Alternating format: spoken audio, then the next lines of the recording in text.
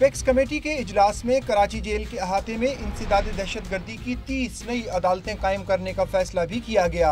इसके अलावा सीपेक मंसूबे के लिए पुलिस एहलकार भर्ती करने की मंजूरी दी गई। इजलास में कराची में गैर मुल्की इदारे के साथ मिलकर CCTV कैमरों का निजाम बेहतर बनाने का फैसला किया गया।